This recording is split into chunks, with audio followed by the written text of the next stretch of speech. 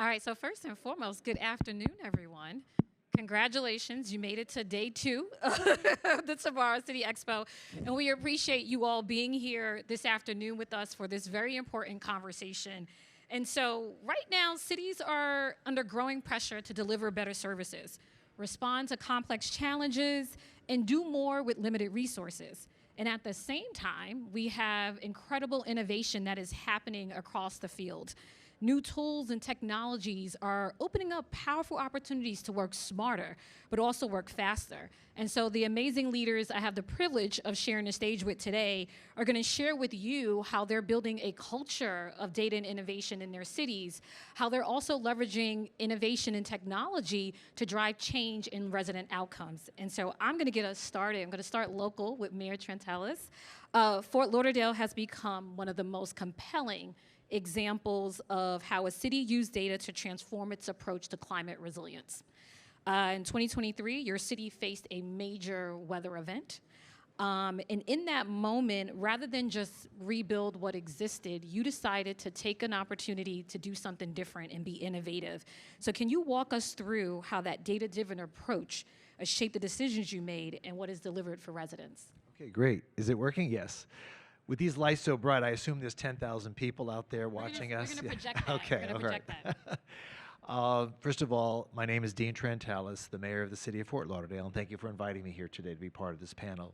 And yes, you spoke about that weather event that took place in April of 2023, 3 years ago, as a matter of fact. And it was where the city of Fort Lauderdale experienced this called rain bomb, was 26 inches of rain in 5 hours.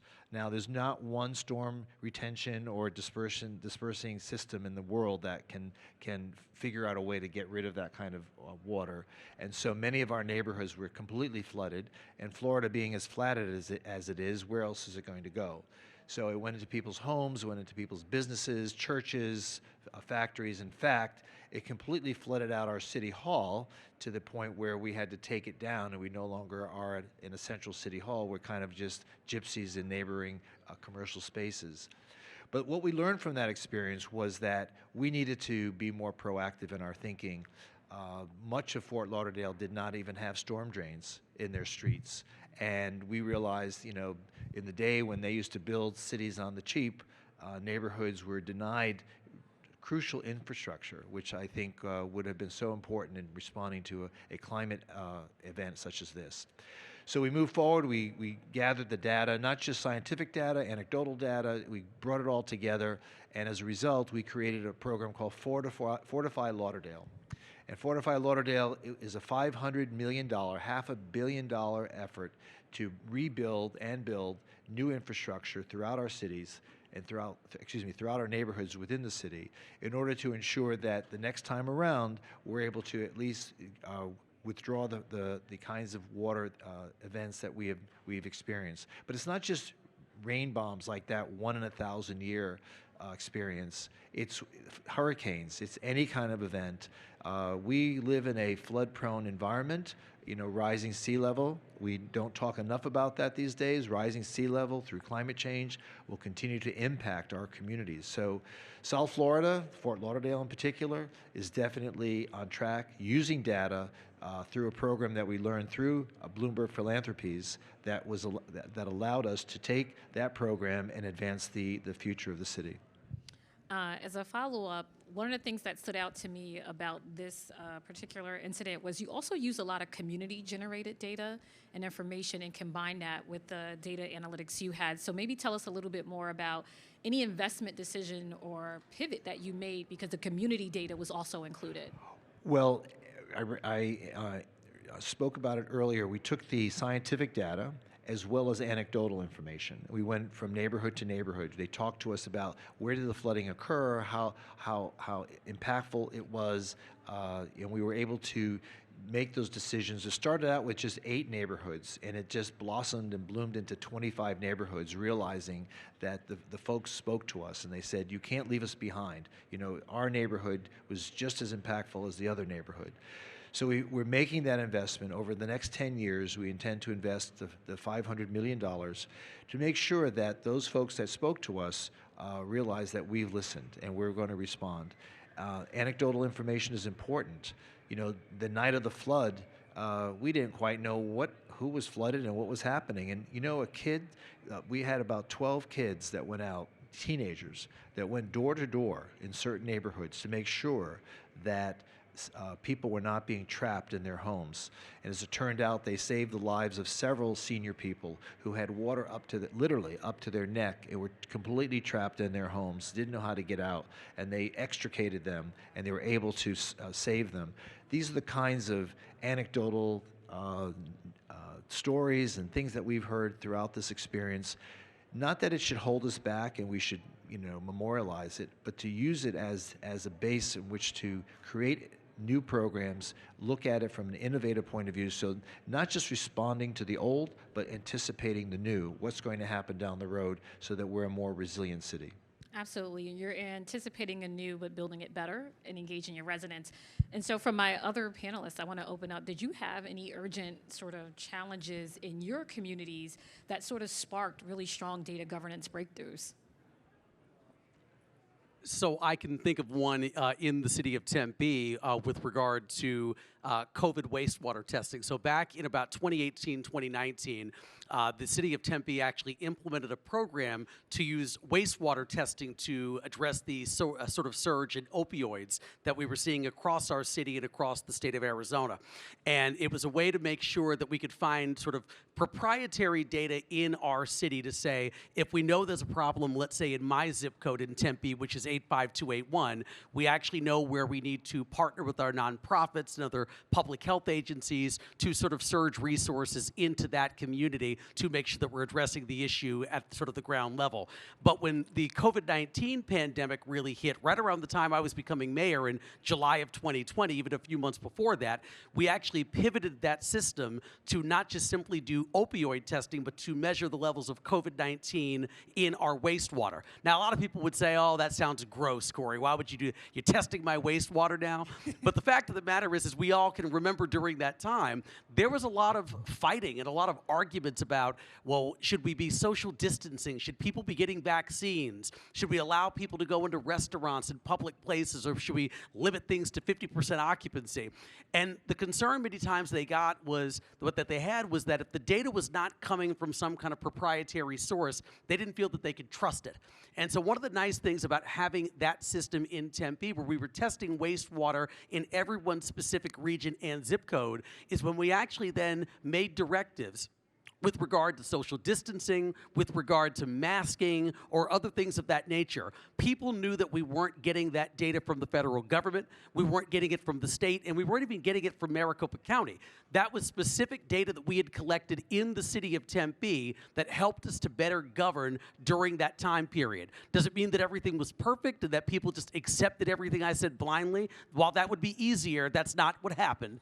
But it did make things a heck of a lot easier when I could say, the reason why we're telling you this is because in the last 7 to 10 business days, we've seen a surge in COVID-19 infections in these portions of the city of Tempe, and that's why the city staff and the council are taking these mitigation actions to keep you and your patrons and your family members safe. So that was an area where we very specifically had to pivot a piece of sort of a measurement tool that we already had, but to address not just a national, but an international global health pandemic. Great. Anyone else want to jump in on that question? This is Vicki. I'll piggyback on what Mr. Woods said in terms of the COVID-19 pandemic. Prior to that, we had all of our processes for giving out community aid were manual processes. So anybody that needed help paying their utility bill or needed rental assistance or anything like that, it was a 100% paper process. And if you called in to ask what was the status of your application, somebody was going through someone's desk through stacks of paper trying to find it and figure out what was its status and who was working on it. And we had a quota, essentially, when we got to a certain level that we knew we could process, we stopped. We just stopped taking any more applications. And so very quickly, we were given a lot of funding by the federal government, particularly to help people with rental assistance during COVID-19. And we 100% digitized that process so you could apply for the assistance. We could tell if you had applied twice, which was something we hadn't been able to do before. And we were able to move those applications through that system in a very, very efficient manner once we digitized that process.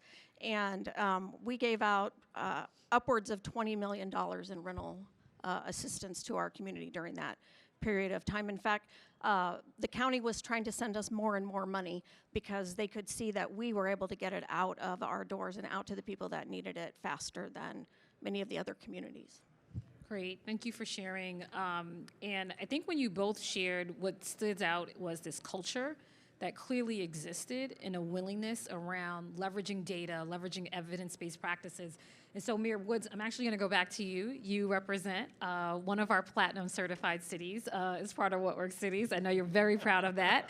Tempe has done quite a bit of work. Like, platinum is great to celebrate, but what I think stood out to our team was also the culture you have built around using data and leveraging data and being very intentional. You have Tempe Stat, which you have modeled as a performance management tool. And so maybe you can share with us, how did you build this culture? And if you faced resistance, how did you sort of overcome that? So the Tempe Stat program is primarily to make sure that we can not just have metrics, but we can use those metrics to sort of leverage other kinds of advances in every department across the city of Tempe. But the biggest thing to your question is, I think it's making sure that we have a data-driven culture and telling people that you will be rewarded for acting in that fashion. And I also tell people all the time, as does our city manager, we're all about trying to do things in an innovative fashion. I tell people the only way you will ever get in trouble with me is if you basically say, hey, Corey, I'm at my 27th or 28th year of work. I can retire in 2 years, so I'm just going to duck and cover for the next 2 years and not try to do anything innovative to move the city forward. I tell people all the time, like, I want you to try to come up with the next innovative thing. Use data to make sure that you're backing up your assertions or your hunches. But frankly, if you fail, that's okay. As long as what we're trying to do is truly going to benefit the residents and the people who work or own businesses in the city of Tempe, failure is okay. But let's not try to just simply do things the way that we've always do them and say things such as, well, that's just the way that we've always done it, so we're going to continue to do it that way. That is a phrase that I just can't stand. I don't care if that's how we've always done things. That might have worked 15, 20, 25 years ago, but that doesn't mean that that's necessarily going to work in the year 2026 to deliver the results for your residents that we frankly have promised as elected officials. And so, from my perspective, that program has been very helpful in embedding that kind of culture from top to bottom across our entire city infrastructure. And frankly, as long as you are trying to do something big and important, you will frankly be rewarded by myself, the city council, and our city management team. So I think that's the best way to embed that culture. But it's tough sometimes, even for someone like me. I mean, as mayors, I mean, sometimes our perspective is, hey, I've got a hunch about something, and I just know this is going to work. But I've had to tell myself, look, if I'm asking my staff to back up their assertions with data, then I have to lead by example and do exactly what I'm asking them to do as well. So for a lot of the things that I'm working on, I may start with a hunch about something just based on my own intuition or the 14 years that I've been a member of the Tempe City Council. But at the end of the day, I then go back to our city manager and our department heads who are subject matter experts in these areas, and I make sure that we actually have the data to back it up internally, but that data also means that I can then communicate that to the people outside of Tempe City Hall, so they are more likely to follow and say, I understand why the city government is making the decisions that they're making. Great. Randal, can I pivot to you for a minute? Curious to hear from your perspective. We have executives here talking about building that culture of data. And then on your end, we're going to get to your question because I can't wait to talk about these digital twins. But I want to hear from your perspectives. What does it feel like to build a culture of data? I I think a culture of data is very important, and I'll kind of pivot back to the emergency operations. And I like to say never waste an emergency, because that's an opportunity to bring forth the innovation. There's a requirement to collaborate because we all need the data. There's an impact. You need the situational awareness. What has happened on the ground? Where are the access routes? How do we need to help people? And then there's a lot of data. So for our situation in 2017 and 2019, it was a flood. There was a large snowpack. They released a dam, and there was a high water table. So all these things came together to create this issue. When we had our fire department go out with our nurses, gave them a mobile app, so that information was coming direct back to our epidemiologists to assess that. They were doing wellness checks at the time, but also on the drive-by. So they were driving by and you could see flooding on the yard. And so they thought, okay, well, that house is flooded. There was no water on the yard, so that's not flooded. That's not the case, because some of the water was coming over top, fluvial, and some was coming from the sewer system that was overrun, so the pluvial coming into the basement. So the furniture was floating inside the house. They were in trouble, but you couldn't see it from the road. So that's where the model, we need that great surface so that we can model the water and help people to understand what is a 1 in 100 year flood. Why did it happen in every other year? So that it's that information out, collaborating on it, and so that establishes the data culture, because you really see the value of it on those times of need. But it's not just then, it's in the everyday operations, so you're bringing that new technology, the new systems, and the collaboration within departments, and then with outside organizations like the Red Cross and the people that are doing the cleanup. So there's a whole layer of things. And I'll just add the last point, because I could probably go on for a long time about it. It's deployment of assets. So what assets have we put out there? There's large pumps. People had their own pumps, and they would pump their yard out, and it would flood their neighbor. So whose asset was it? Where was it located? Who's responsible for it? And did we go back and pick up all our assets at the end of it? Because these things can take months to get cleaned up and done. So I think, again, just don't waste those opportunities to innovate, and take those opportunities when they arise, because they are beneficial, and it helps grow that culture, and everybody is willing to help you at those times. Great, and you all highlighted sort of there was like these emergencies that sparked change. I'm curious, in each of your cities, have you shifted from feeling like you're in a reactive space to a more proactive approach, so you're getting ahead of it and starting to anticipate needs and what may happen? Mayor. Oh, okay. So it's interesting, because a lot of our cities are young cities, right? And we don't have the benefit of long-term planning and long-term infrastructure investment. So a city like Fort Lauderdale, found itself behind the 8 ball on a lot of things. An example of that is we also had a storm sewage break. It was catastrophic. And it was very sad, because it was as a result of neglect, the failure to invest in our infrastructure, and it taught us a number of things. But it also allowed us to innovate in terms of how we procure the types of infrastructure programs that we have done, that we need to do. So we have something called the Public-Private Partnership, a P3, which the city of Fort Lauderdale invested heavily in that approach. It got things done quickly, it got things done efficiently, and they were very cost effective. So that was a dividend that we learned as a result of a catastrophe like that. And we continue to see more and more of that, whether it be through stormwater events, whether it be through rising sea levels, whether it be through other kinds of infrastructure breaks. It's hard to get behind, hard to get in front of that process when you have so many years of neglect to try to overcome. Nonetheless, as I mentioned earlier, this sense of data-driven approach to city planning and city undertakings, it has now allowed us to get ahead of the process. It now has allowed us, now that we fixed most of those things, we can now learn from the examples that we should have followed years ago. In fact, one of my campaign promises when I first became mayor 8 years ago was the fact that we were not investing in infrastructure. You cannot ignore that. Even though it's underground, it's not sexy, right? To say, oh, I want to charge you $100 million to prepare, to fix your sewers. That's not as sexy as if you're trying to build a baseball field, or if you're trying to, innovate with ice skating rinks or a concert venue. These are the kinds of things everyone gets excited over. But when it becomes a catastrophe, suddenly it becomes a sexy issue, right? You want to be able to flush your toilet and turn your water on, right? Mm-hmm. And a lot of our cities are young cities, but they're also growing cities. Mm-hmm. I listened to the mayors here tonight, and we are growing metropolises that we have to embrace that change that growth creates and growth challenges us with. So if we're going to ever have sustainable cities, we have to be ahead of the game. We have to say, okay, we fixed this, now we have to move forward.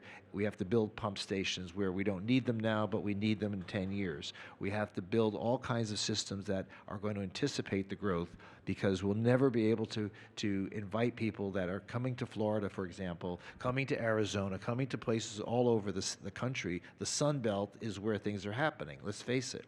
And I think COVID was the springboard for a lot of that. Mm-hmm. And so the fact that the president lives down the street, has also brought a lot of attention to South Florida. Mm-hmm. So, it's just these kinds of things that really compel us to be creative, innovative, and try to be ahead of the game.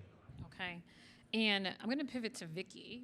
And so Vicki also represents Glendale, which is also a platinum certified city in our network.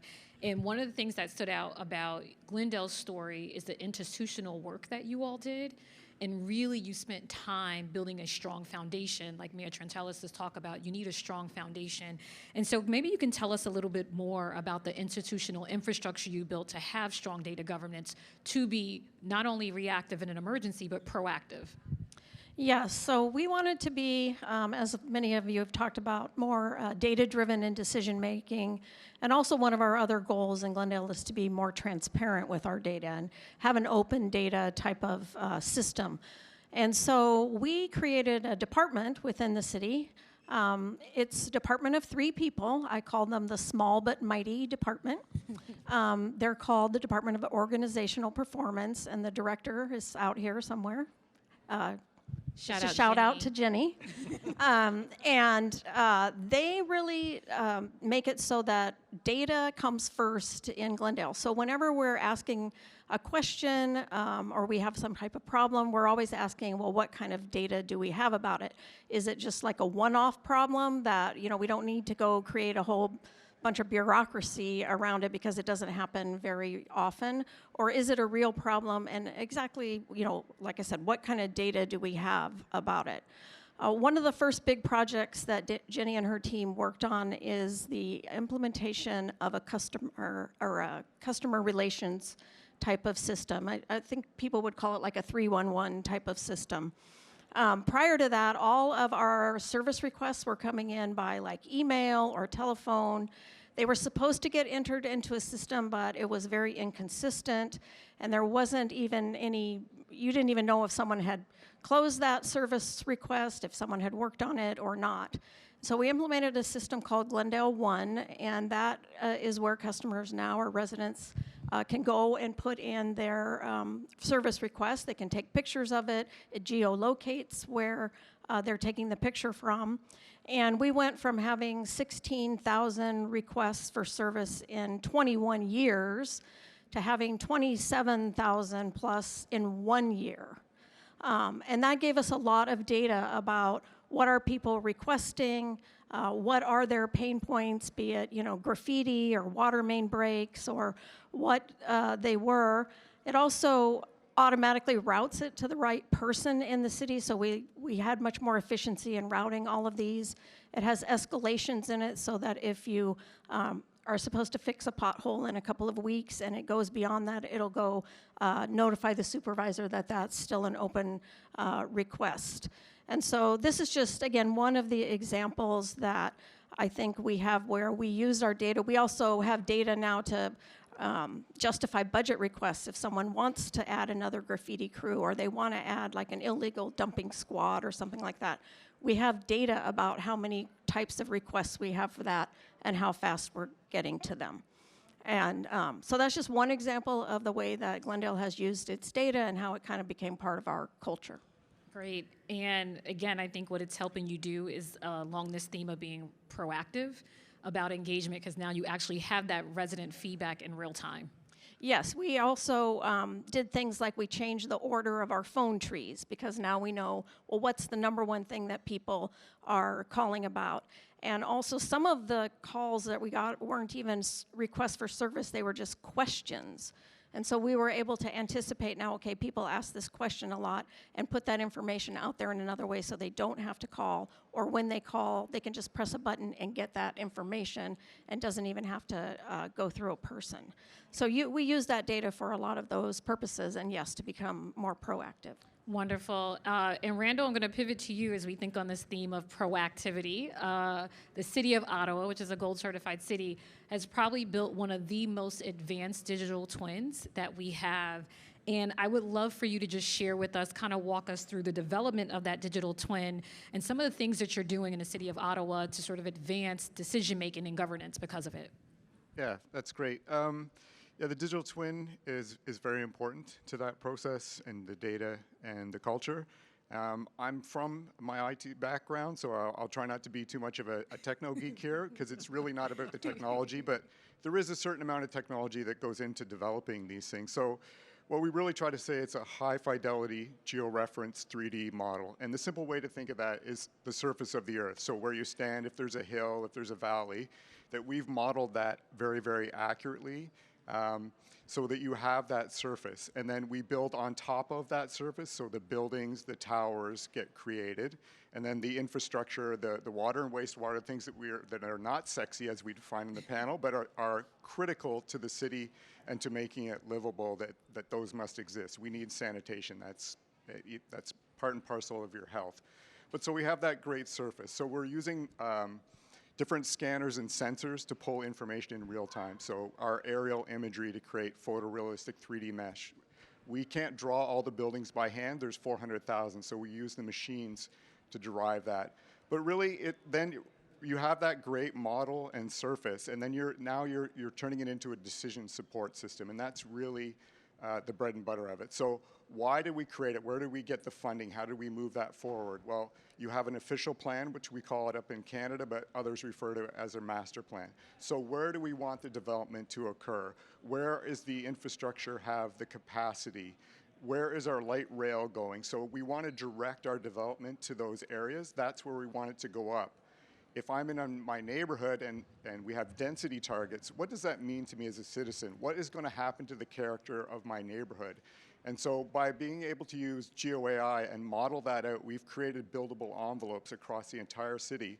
So now the public can go online and see, okay, in my neighborhood, it's not really a big change. On this main street now, it's 10 stories, right? So we have legislation, which also is part of our Housing Accelerator Fund. So using the digital twin to drive that, to help move that forward. And the zoning bylaw, which is another one of our funders, we took everything in 2D and converted it to 3D. So if you're a planner now, you get the building information model, and you yourself can sit down and look at the shadow analysis, so you can determine the impact on the neighborhood. So you can have a digital twin without those visualizations, but in a municipality, if I'm a person, I want it to be realistic. I want to know how I'm going to feel about that development and how it'll impact. But I also want to see all the other metrics, 15-minute neighborhoods. How far is it for me to get to that new transit line? So it's building on top of those things so that you have a full picture. But also infrastructure. So we struggle with the time between when the infrastructure goes in the ground and when we get an as-built back. So the mayor's talking about older infrastructure. It could be brand new infrastructure. We don't know, it could break tomorrow. So if I'm collecting it on site in 3D realistic, then, and I'm sharing that, if it breaks, I know exactly what went into the ground, and the person in the desk, they know before they go, so they can see that. And the other great thing that we're finding is the application knows where you are. So because we have a real-time correction network, when I enter that area, the as-built, the issued for construction, are all available to the staff, and similar technology for permitting, and then it aids in our flood and response, unstable slopes, so using drones, all the all the toys, they're not Fisher-Price toys, it's hard maths and sciences, but it's really getting you to that humans and machines making decisions on authoritative data that you can trust and that you work with daily. And that's the power of the What We Works is the data governance and establishing those sources and having everybody break down those silos and share in that environment. So it's democratizing that information and ability. That's amazing. Can you quickly share with us like one new project outcome decision that came about in a more efficient way because of this digital twin? Yeah, like we were very proud to try and use it as we were building it. We didn't want people to wait to be able to use it. So there's a lot of, we call it an Ontario Land Tribunal. So if there's a discrepancy between what the municipality would like to do and their best information against perhaps a developer, there was a lot of time where they weren't able to find the geotechnical report. So that's the point now where if you're in that area or you click on it, it knows all the geotech reports. It has access to all the as-built. It's not in a vault somewhere. We cleaned out our vault. We digitized it. We put it all online, and then moving to real-time as-built. So you're collecting the information as it's coming in. So what's happening with the traffic. So that's a big thing is access to information, the correct information, and very, very timely. You know, we used to wait 4 to 5 years to update a spreadsheet or report.